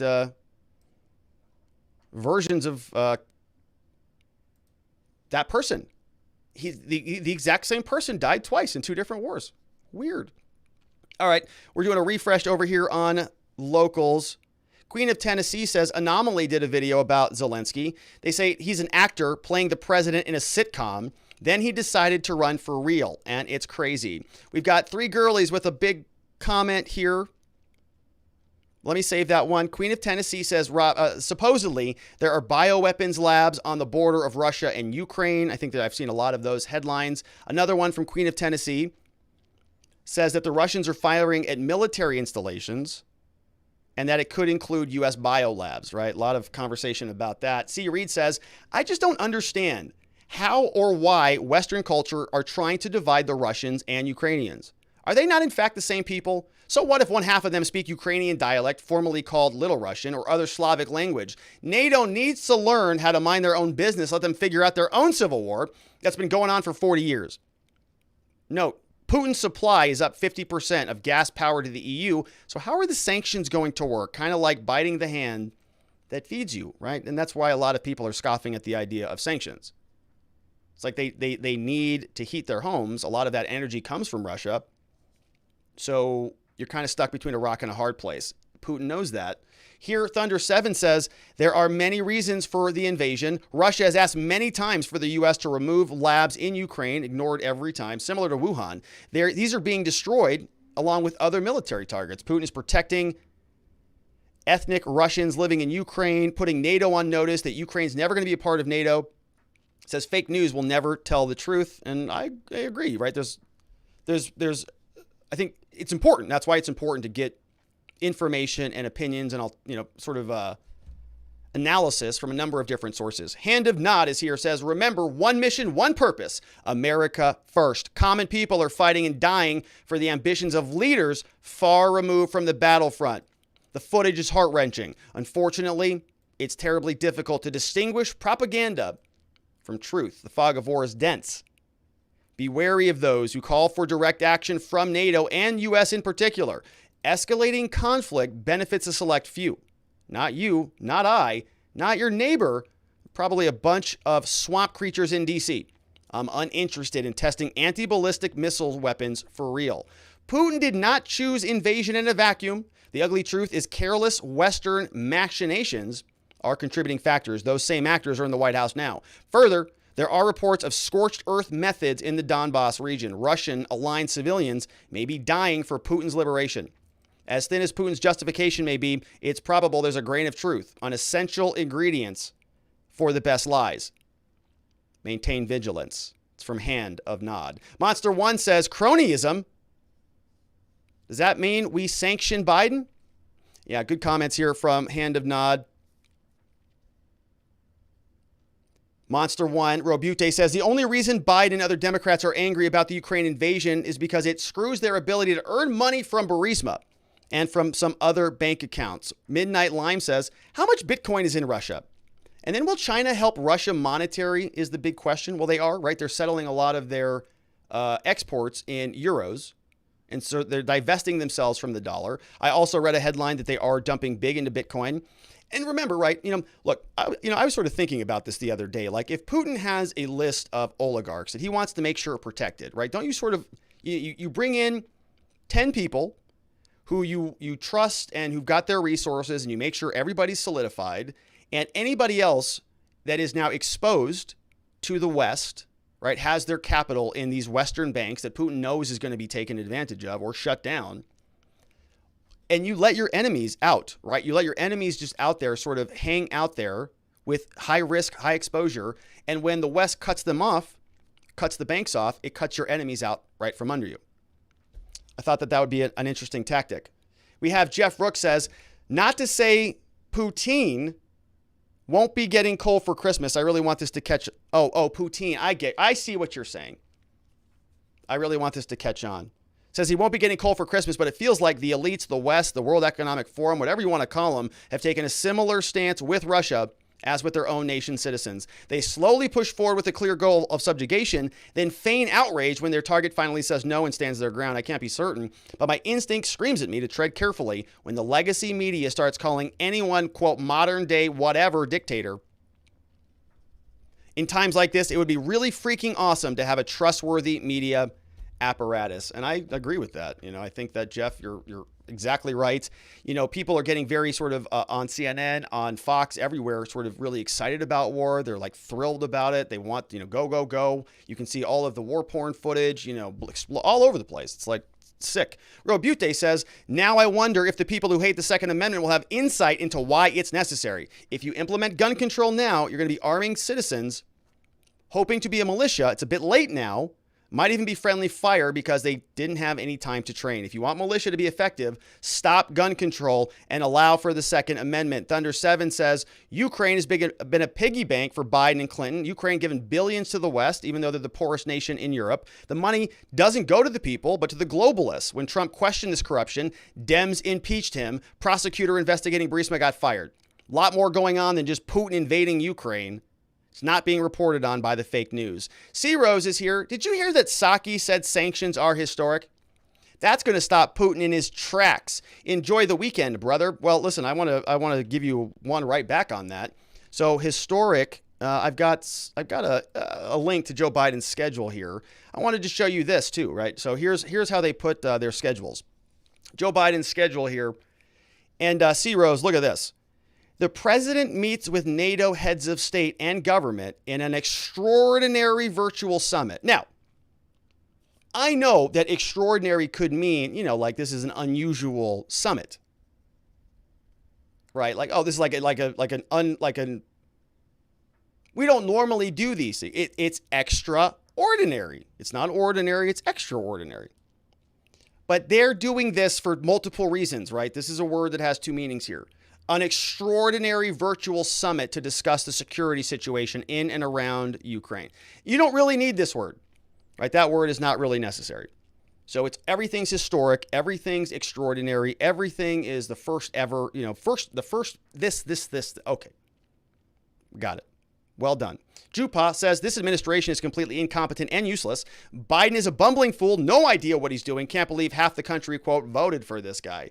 They're worried about woke agendas more than what actually matters. Says, we are screwed. Vientikis says, cyber attack, cyber. We're all supposed to happily accept CBDCs and digital passports to live. Whoopsie, it looks like the actions in this war just showed the entire world why the machinations of central banks, WEF, and other institutions are ultimately a bad idea. From Vientikis, we have Captain Jim says, hey, Rob, regarding the China thing, what in the actual fraud? So the NATO doesn't have the stomach to fight Russia, but hey, China, can you do us a solid? We're Russia invading Ukraine. Can you send your troops over? Here's the intel. Who comes up with this stuff? He says. I wonder if General Milley called up the Chinese bro for a favor. It could be. Monster One says, can we send the dog fetish guy over to see the nuclear program in Ukraine? Is that the guy with the nails in the White House intern? K. Bell says, thanks for the show. Thank you, K. Bells, for being here. Robute, another one, says, remember, guys, the mainstream media is propaganda. In Ukraine, the battalion is a neo-Nazi formation. And so there's an image of something here. They've got a NATO flag and a Nazi-ish looking flag, right? Nazi, whatever that is. All right, that's from Rabute. We see Greg Murat says, hey, Rob, can't remember if you covered this map or not. I tried to find the origin. It always leads to this map. It's NATO expansion. From this, I kind of feel like NATO is the aggressor. He's asking. I'm not defending the Russian invasion, but I find it interesting that some people try to isolate this invasion to Russia and say Russia bad, NATO good, and they don't take it into account this whole context. And so, yeah, I have seen this, Greg. Let's take a look at this image. You know, this is what a lot of people are pointing out. And this is sort of, this is one of the things that everybody says is Russian propaganda. This is Putin's propaganda, if you even bring up this argument.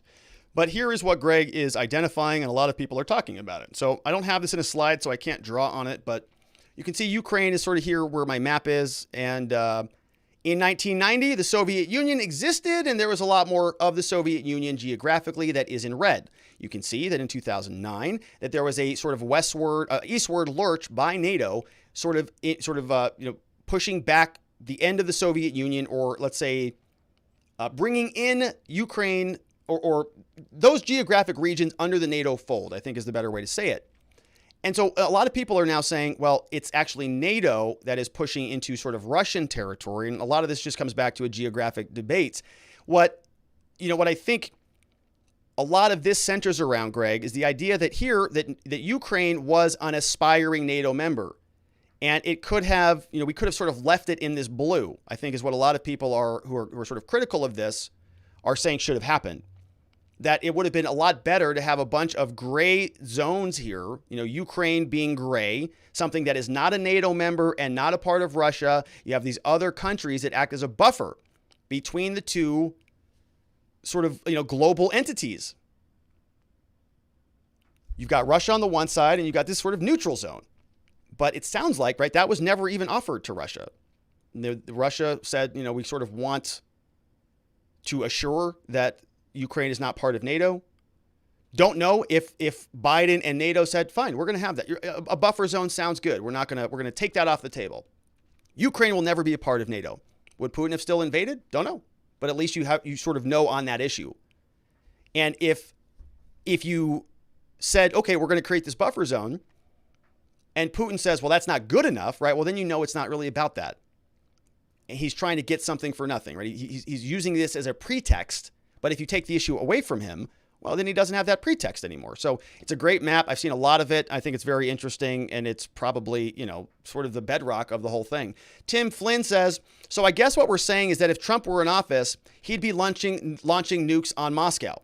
If Putin invaded, and he didn't do it because Trump threatened to drop nukes on Moscow. Nadler's Belly is here, says, the big guy may not get his cut if Ukraine falls. Zelensky should have investigated Burisma like Trump asked. Trump would still be president. Russia wouldn't have invaded. Well, maybe that's all true. Monster One says, the only way to solve this Psaki debate is to put up a poll form. Like what? Like hot or not? Psaki, hot or not? Like, is that the poll that we want? All right, let's try it. Let's see. Let's just see. Let's try it. It's going in YouTube. All right, we're posting this up right now. Psaki, hot or not poll. All right, here it is. It's going out. It's going out there on YouTube. There it is. I think it's live, so we'll see. All right, and so that was from Monster One. We've got Max Webster, who says, Rob, for 4 short years, Trump fought the Democrats, big tech, and the mainstream media, yet the world arguably was most peaceful it's been in recent memory. We have now the adults are in charge, and the country is in complete disarray, and our world is hanging by a thread. It's like an episode of The Twilight Zone. Okay, and so I want to make sure we don't forget Three Girlies is in the house. Let's see here. We have a good one. I want to make sure I catch my breath, get some of the shorter ones out of the way and then catch my breath. All right, Three Girlies says, I see a parallel with Ukraine and our Revolutionary War. Both had major world powers going on against an underdog. Both yearned for freedom and have the spirit to keep fighting. The only difference that I see, France helped America beat England, and France, England, and America are leaving Ukraine behind. In every other support, I do not believe that our troops should be in Europe, let alone in Ukraine, but I believe we should be able to provide them with a lethal weapon so they can defend themselves. Ukrainians do not want foreign troops in their land choosing to defend themselves. The Ukrainian people have definitely given, quote, give me liberty or give me death, renewed meaning. We have a quote from Thomas Jefferson here. It says, what country before ever existed a century and a half without a rebellion? And what country can preserve its liberties if their rulers are not warned from time to time that their people preserve the spirit of resistance? Let them take arms. The remedy is to set them right as to facts, pardon, and pacify them. What signify a few lives lost in a century or two? The tree of liberty must be refreshed from time to time with the blood of patriots and tyrants. It is its natural manure. We are seeing the personification of the spirit of liberty and freedom in the Ukrainian people fighting Russians. From Three Girlies, great comment. Outstanding quote. I think very relevant. And I think a lot of that's relevant here at home, isn't it, Three Girlies? Not just a foreign affair. Let's take a look. We're going to do a refresh here on locals over on YouTube. Tammy Beck is here, says, what Biden has lost from Putin invading Ukraine. So much there that our eyes can't see. What has Biden lost from Putin invading Ukraine? I mean, look, I think he's just 0 for 2 on foreign policy or 0 for whatever, right? I mean, it's just everybody is just looking at this. And the goalposts are moving yet again. I didn't get a chance to prep this today, but we're seeing the narrative shift out of the White House, right? It was that sanctions are going to be a deterrent effect on Putin in this whole situation. Now that he has invaded, now that these sanctions were never meant to be a deterrent effect, the consequences of the sanctions are going to be seen in a month or two, and then we're going to see if Putin rolls back out. And everybody knows that that was all nonsense, right? They were in front of the media for a month talking about sanctions and slowing this back, and you're talking a big, giant game. It's like, I'm warning you, if you do that, there are going to be consequences. Guess what? He did it. And there really probably aren't going to be much consequences. So it's a sad thing kind of as an American to watch your leadership just slowly, eviscerate itself. Your country just, like a word used to mean something. And now it's just kind of like, well, sorry, Afghanistan Americans. How many are still over there? Who knows, right? Everybody's just moved on. Great. So it doesn't bode well for the next 2.5 years or so. All right. And so over on YouTube, that was from Mark Owens. Death says General Milley has been reassuring his Russian counterparts through all this. Yeah, that's a great one. Yeah, I wonder if Milley called up, Lazarov. Listen, I know you think Joe Biden is incompetent. Let me reassure you. He is even more incompetent. Okay, so just do whatever you want. Don't listen to anything. You're fine. Right, is that conversation happening? I don't know. Elizabeth C. became a supporter on YouTube. So shout out to Elizabeth C., who's got access now to a bunch of cool stuff when you're a member. Thank you, Elizabeth C., for joining. Zulu Zeit is here. Says this is a rigged poll on the Psaki, right? YouTube bots, don't get mad at me. Says this is a rigged poll. Hashtag stop the theft. I got to be careful. YouTube will throw you off of YouTube if you say stuff like that. It's no joke. So Zulu, he doesn't buy it. He says this poll is fake news and it's rigged. Let's take a look at the poll. Here's what it says. Yeah, I mean, it's 20% hot, 80% not. Womp, womp, womp, womp. Sorry, 79% now not. Hot is up to 21%. So we'll see. Yeah, I think the decision has been made. There's nothing else to talk about there. But Zulu is in the house. All right, let's do a quick refresh on locals. Otherwise, my friends, I think we're getting about that time. Hopefully I got everything. And I believe that's it. Wait, hold on a second. Let's start here. Another one came in, Dave with the super chat. And there are some others. I'm very glad that I took a moment to look at this. Okay. Monster One says, no, it's not the guy with the nails. It's not the intern. It is actually this person. So let's check out this one. Biden unleashes dog role-playing fetishist on key nuclear post. What? on earth is this? So this came out, updated about a week or about 10 days ago.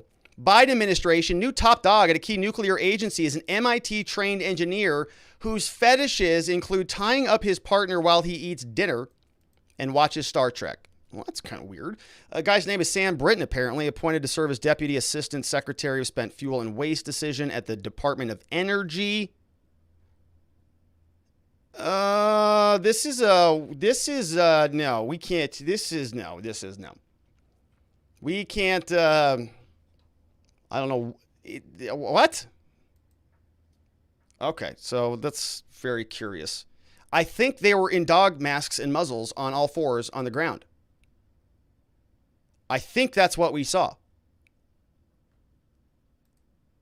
Don't know what that's all about. All right, okay. Well, thank you for that, Monster One. That's apparently our government. Ty Livin says Putin spoke of expansion of NATO and that he's justified in protecting his border. Yeah, we kind of talked about that.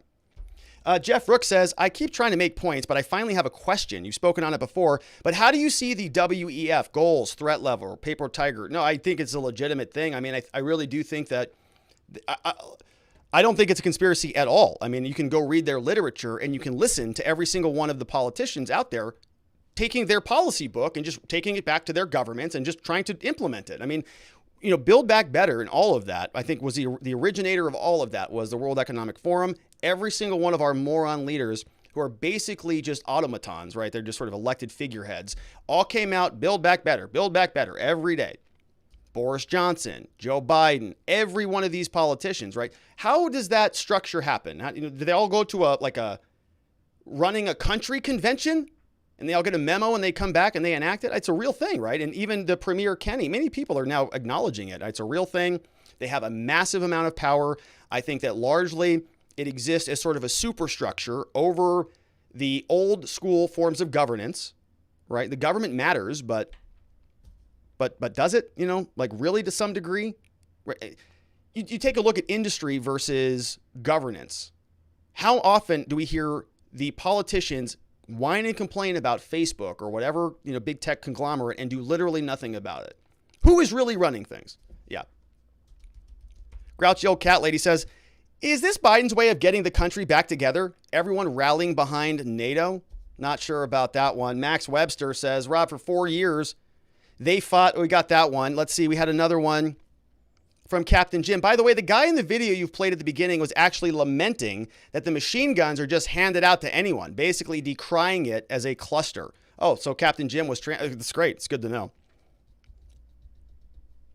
Let's see. There was another one, a NATO map that came in from Grouchy Old Cat Lady. This is another good map. I've seen this one floating around as well. You can see right here, joined NATO before 1997, joined NATO after 1997. And look at all those numbers in orange. Estonia, Latvia, Lithuania, Poland, Czech, right? So you can see why Russia might be a little bit concerned looking at a map like that. We have another one here from Monster One. Got that one. C-Rose says, historic sanctions and extraordinary Zoom meetings. Politicians sure love their weasel words, don't they? On a side note, can police conduct a Terry frisk for anything other than officer safety? I know they can collect evidence from plain touch. Look, C-Rose, I'm not in constitutional analysis mode right now. I'm in reading comments quickly mode. Heather is here, says, youngest girly wanted me to say hi and wanted a shout out. So shout out to the youngest of the 3 girlies, which is really, it's a good position to be in. The youngest of the 3 girlies, you get to learn from everybody else's boneheaded mistakes and learn from their experience. Hopefully there's not too many of those. I know that the 3 girlies household is very fortified and very sophisticated and very, amazing, because it just is. We have shout out to all the girlies at the 3 girlies household. Wrapping up, we've got 503 Unlimited says, personally, Psaki's predecessor, Kayleigh McEnany, was on fire. I think that's probably why Psaki is angry all the time. Blondes just have more fun. Says, also, my statement has precedence. Legally Blonde starring Reese Witherspoon proved it in court, which is, I think that's official record. That's like in the Congressional Library of Congress or something like that. Let's see what else we've got. Here we have a quick refresh. Ty Livin says, what's going on with the Kyle Rittenhouse lawsuits? Kyle Rittenhouse lawsuits, I don't know. He's suing everybody, I think, right? Whoopi Goldberg and everybody. LG00 says, someone said sound like military aircraft overhead was terrorizing. What about the sounds of truck horns in the streets? Psychological terrorism. Crush them. Well, they should call the Canadian RCMP over there. They know how to really crack heads. They just knock hands out of little old ladies' phones over there. So they're very sophisticated in that regard. We had another one. Aaron Vargis is here, says, big failure on Ukraine on assessing its challenging neighborhood. Prayers to innocent civilians, leaders on both sides bear the blame. Yeah, look, right? I think that every time there's war, right, you're always asking yourself, or conflict, right? Always asking yourself if there's anything else that can be done to stop violence and death and mayhem from happening, because it's not good for anybody. It's good for the, for the people who don't have to serve. It's for the people who build the weapons. It's good for the politicians who get to champion a new cause. It's good for the media who gets to, talk about a bunch of stuff all the time and you get really excited about it and get, high viewership and all that stuff. But it's tragic, right? And part of what what my interest in here is sort of making sure that we're looking at it from multiple angles and having conversations about it. I'm not a foreign policy expert, and honestly, I don't think anybody else who claims to be really is either. Joe Biden and Anthony Blinken and all of these people. The difference is we talk about the issues and we sort of, have fun with them and we try to sort through it all the best we can. And we're just, we're trying to have, I think, open and frank conversations about them, whereas the other people are trying to sell us something that doesn't feel right. I don't have problems with people, being strong leaders and making mistakes. But when you try to sell something and sort of wrap it up in a bow and craft narratives around something to promote your political ends, that's when a lot of it starts to feel very dirty and icky. And we have to, call out the people who are trying to sell us something that is not accurate, trying to disconnect reality from reality. And that's not appropriate at all. And so let's see, we're going to do a quick refresh, but I think that is it for us for the day and the week.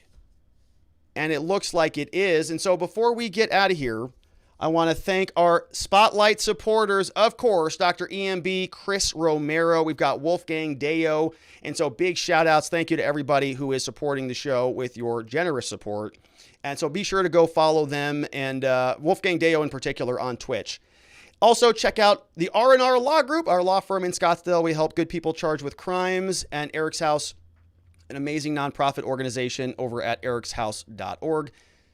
And if you want a spot on that slide, support us on the show or do an equivalent support level on Locals and send me an email and we'll put you on the slide. We've got new members, big shout outs. I am going to update this Monday next week, but this week we had Words Mean Things. Char-Jan is here. We've got Bossy B. We've got Jay Pearson, Hot Rod Roommate, D Sensei, Ray K.O.K. We've got Max Webster, Braveheart 29, D Mac Boston, Huck G, Ultra Fragile, Freedom for All, Gamers Complete, Miss Escape, Jennifer Delman, Kim So, Roadrunner 60, Lil Red Rose, P. Tatum, Miss Marplewise. We've got Facts Matter and Ask Why. And don't forget, my friends, that tomorrow, if you're a supporter on Locals, we've got our monthly Locals meetup happening via Zoom tomorrow. I'm going to post the registration link tonight. You can sign up at watchingthewatchers.locals.com. We're meeting tomorrow, 7 p.m. Eastern Time. And it's just kind of a friendly chat. You can come, have your cameras on or off. We sort of raise hands. People share their opinions on the show or sort of what they're seeing, sort of in their own neck of the world, right? And we're talking about building communities and connecting with people. And a good place to do that is at watchingthewatchers.locals.com. And so I hope you join us there. It is a lot of fun. And that, my friends, is it for us for the day. We are going to be back here on Monday to do it all again. And I hope to see you there so that together with your help, we can shine that big, beautiful spotlight of accountability and transparency down upon our system with the hope of finding justice. Have a great weekend, my friends. Be well. I'll see you right back here on Monday. Bye-bye.